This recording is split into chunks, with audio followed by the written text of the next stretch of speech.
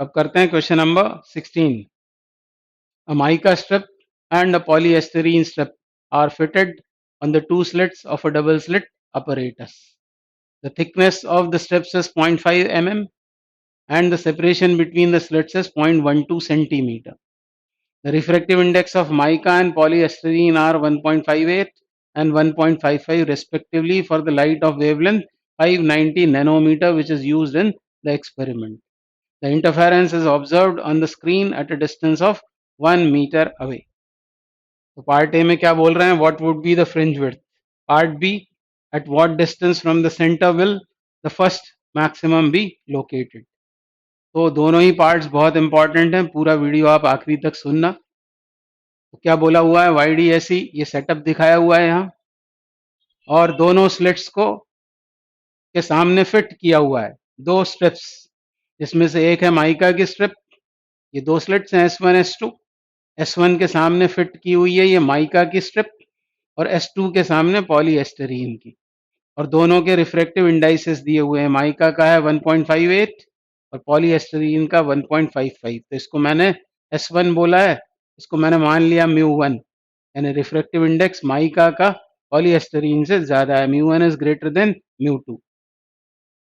फिर और क्या इंफॉर्मेशन दी है, दोनों स्लिट्स के बीच की सेपरेशन हमको दी हुई है. कितनी है वो है 0.12 सेंटीमीटर. स्मॉल डी दिया हुआ है 0.12 सेंटीमीटर. यूनिट्स पे बहुत ध्यान देना पड़ेगा, और कैपिटल डी लास्ट में लिखा हुआ है, तो पूरा क्वेश्चन पढ़ना पड़ेगा. तो डी है 1 मीटर. अब हमसे पूछा क्या क्या है, दोनों स्लिट्स के बीच की सेपरेशन स्ट्रिप्स की थिकनेस दी हुई है और वो इक्वल है. दोनों ही कितने थिकनेस की हैं, वो थिकनेस दी हुई है हमको कितनी, 0.5 मिलीमीटर. तो ये थिकनेस दोनों की बराबर है 0.5 mm. अब पहले पार्ट में पूछा है व्हाट विल बी या what would be the fringe width. तो फ्रिंज विड्थ पर कोई फर्क नहीं पड़ता, इन स्ट्रिप्स को रखें या ना रखें, एक के रास्ते में रखें या दोनों के रास्ते में रखें या नहीं रखें, कोई फर्क नहीं पड़ता है. फ्रिंज विड्थ तो वही आएगी. और यही इंपॉर्टेंट बात है जो मैं कह रहा था आपसे, दोनों पार्ट्स इंपॉर्टेंट हैं. तो पहले पार्ट में तो यही बात इंपॉर्टेंट है कि वेवलेंथ फ्रिंज विड्थ चेंज नहीं होती. बीटा इज इक्वल टू क्या आएगा, lambda capital D upon small D. तो बस वैल्यूज रखकर बीटा फाइंड आउट कर लेना है. तो ये तो कोई खास बात नहीं हुई, मैंने सॉल्व करके रखा है, आप भी इसको सॉल्व कर लेना और ज़रूर करना. तो ही फिर इस वीडियो को देखने का कोई मतलब है, और नहीं तो कोई फ़ायदा नहीं है. सिर्फ शॉर्ट्स देखकर कुछ नहीं होगा. शॉर्ट्स तो तब देखे जाते हैं जब आप एग्ज़ाम के एक दिन पहले उसको रिवाइज करना चाहते हैं, तब शॉर्ट्स देखो, अदरवाइज उनको देखने का कोई मतलब नहीं है. तो 590 क्या दिया था, ये नैनोमीटर, मतलब -9. Capital D is 1 and small D मतलब ये 0.12, और वो भी किस में दिया है, सेंटीमीटर में. तो -2 करके इसको सॉल्व आप करोगे तो पहले तो आंसर मीटर में आएगा और फिर उसको आप कन्वर्ट कर लेना. मीटर में ही आंसर दिया हुआ है. तो 4.91 इंटू 10⁻⁻⁴ मीटर. तो ये फाइनल आंसर हुआ. तो ये फ्रिंज विड्थ हुई. अब इस बात से हमको क्या सीखना है पार्ट ए से, कि फ्रिंज विड्थ चेंज नहीं होती इन स्ट्रिप्स को रखने से. तो होता क्या है, होता ये है कि जब हम स्ट्रिप रखते हैं तब ऑप्टिकल पाथ चेंज हो जाता है, और ऑप्टिकल पाथ के चेंज होने से शिफ्ट आता है इंटरफेरेंस पैटर्न में. इनके एब्सेंस में यहाँ बनता है सेंट्रल ब्राइट फ्रिंज, पर इनको रख देंगे तो पूरा इंटरफेरेंस पैटर्न शिफ्ट हो जाता है.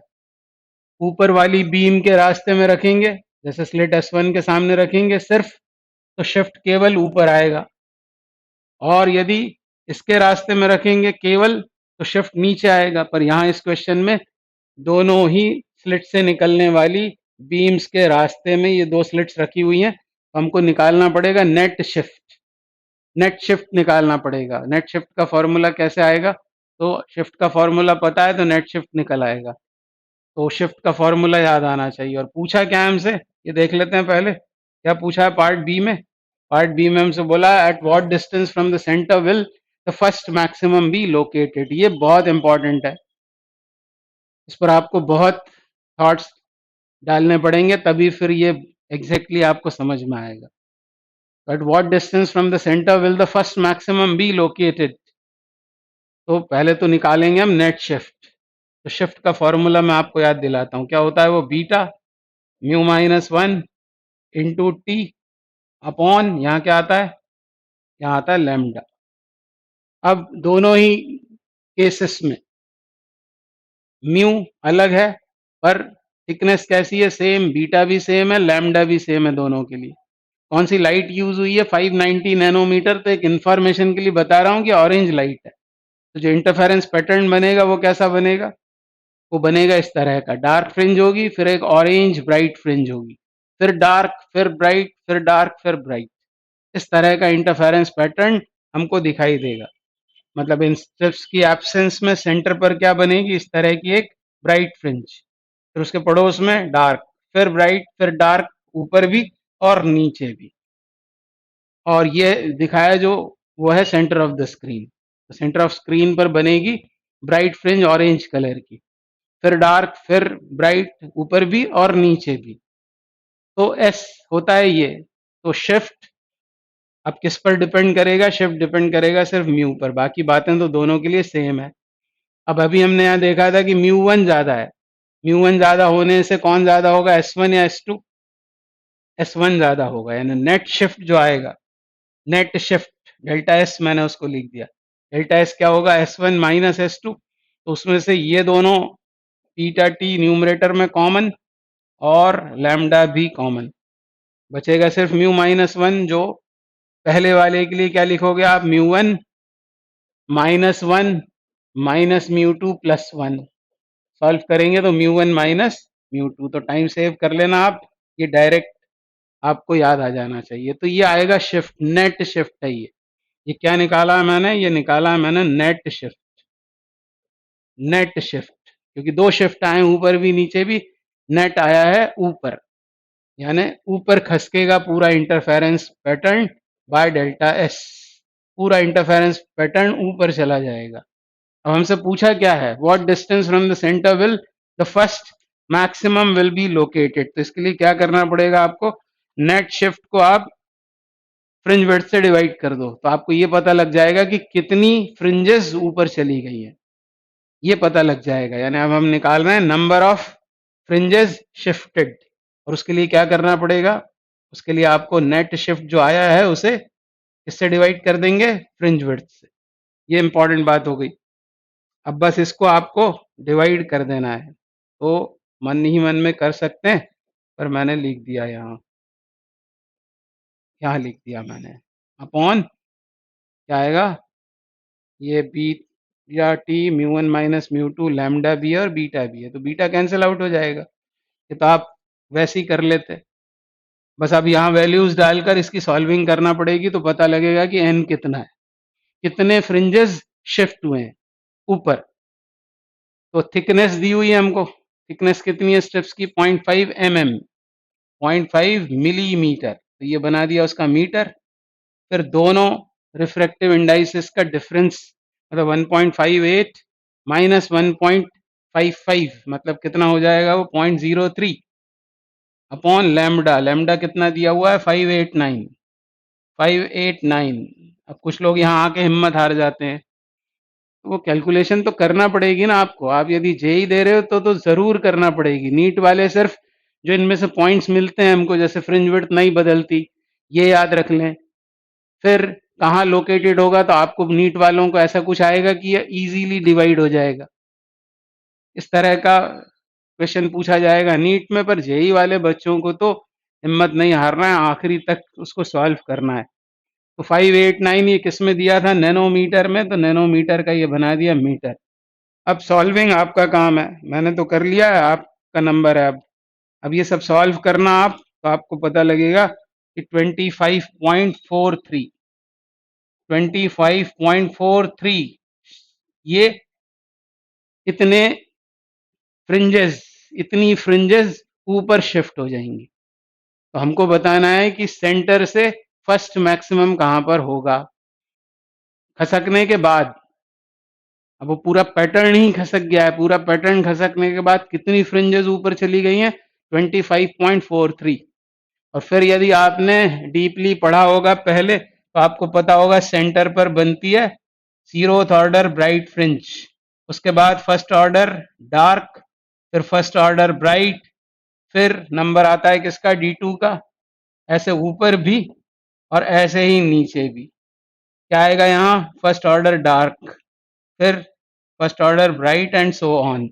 इस तरह का वो इंटरफेरेंस पैटर्न होता है। तो यदि 25.43 फ्रिंजेस ऊपर चली गई हैं तो हुआ क्या है, कितनी ब्राइट चली गई हैं और कितनी डार्क, और यहाँ क्या आ गया है।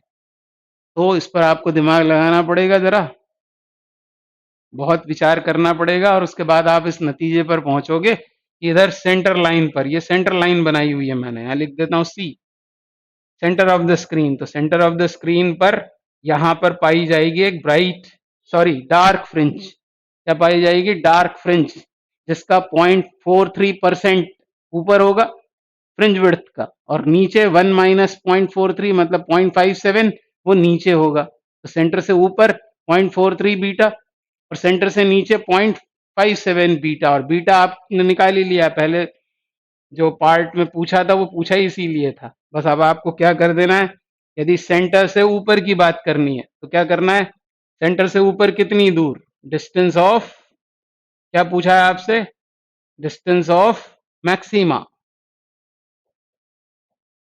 डिस्टेंस फ्रॉम कहां से, सेंटर से, किसका, मैक्सिमा का। तो ये कितना आया डिस्टेंस ऑफ मैक्सिमा, ये आएगा 0.43 टाइम्स बीटा, और बीटा वो निकाल रखा है आपने 4.91 इंटू 10⁻⁻⁴ मीटर।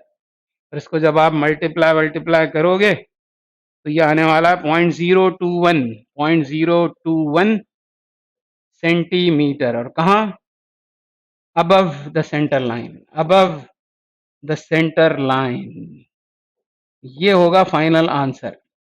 और या फिर ये भी कह सकते हैं और ये भी कह सकते हैं कि distance of maxima, distance of maxima from the centre line, from the centre line. तो ये आप, ये जो मेहनत हो रही है इसकी इज्जत करना, ये सॉल्विंग छोड़ना मत, कहानियां नहीं सुनना, खुद आप सॉल्व करना, तो आपका कॉन्फिडेंस लेवल बढ़ेगा, नए क्वेश्चंस आपसे बनेंगे। तो सिर्फ कहानियां मत सुनना, उसका कोई फायदा नहीं है। मैं बार बार कहता हूं, ना तो शॉर्ट्स देखने का कोई फायदा है और ना ही ये कहानी सुनने का कोई फायदा है। अनलेस आप सॉल्व खुद नहीं करोगे तब तक कोई बात बनेगी नहीं। 4.91 इंटू 10⁻⁻⁴ मीटर, और इसकी सॉल्विंग के बाद ये आने वाला है 0.028 कहाँ, सेंटीमीटर में, below the centre line, below the centre line. यानी दोनों ऑप्शंस हो सकते हैं, मल्टीपल चॉइस बनाया जा सकता है इसमें, तो उसमें दोनों आंसर सही हो जाएंगे, इसलिए दोनों ही सॉल्व करके उसको फाइंड आउट करना है। तो आपको समझ में आया होगा, जल्दी से इसको एक बार और समझते हैं क्वेश्चन को कि था क्या ये सब चक्कर। इसमें बोला था कि वाईडी ऐसी है और उस अपरेटस में दोनों स्लिट्स के सामने दो स्ट्रिप्स रख दी थी, एक थी माइका की और एक थी पॉलीएस्टरीन की। तो क्या दिमाग में आना चाहिए कि शिफ्ट आएगा, इंटरफेरेंस पैटर्न शिफ्ट होगा पर फ्रिंज विड्थ नहीं बदलेगी।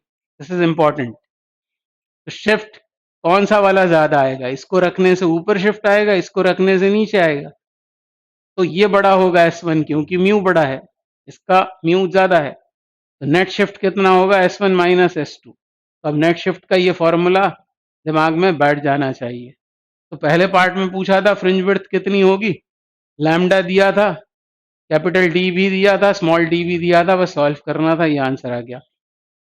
फिर सेकंड पार्ट में बोला है कि सेंटर से फर्स्ट मैक्सिमम कहाँ लोकेटेड होगा।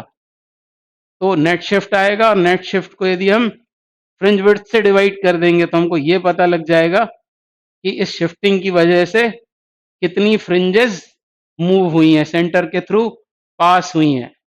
तो बस सॉल्विंग करोगे आप तो ये आएगा, और इससे डरना मत।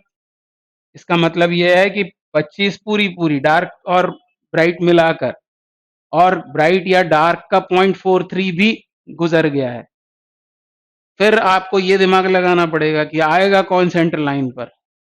तो दिमाग लगाने पर ये पता लगेगा कि यहाँ बनेगा डार्क, और डार्क सेंटर लाइन पर इस तरह बनेगा कि उसका 0.43 पार्ट ऊपर होगा। 0.43 मतलब फ्रैक्शन ऑफ बीटा, 0.43 ऊपर और नीचे 0.57। बीटा ऑलरेडी निकाल लिया है, बस इसे मल्टीप्लाई करके आप ये बता पाओगे कि ये सेंटर, क्योंकि ये है ब्राइट फ्रिंज, तो सेंटर लाइन से ब्राइट फ्रिंज यहाँ लोकेटेड है, तो ये निकालना है, और सेंटर लाइन से ये है ब्राइट की पोजीशन, तो ये निकालना है। दोनों ही हमने निकाल दिया, above the centre line and below the centre line. तो ये इस क्वेश्चन के आंसर्स हैं। तो बड़ा अच्छा क्वेश्चन है।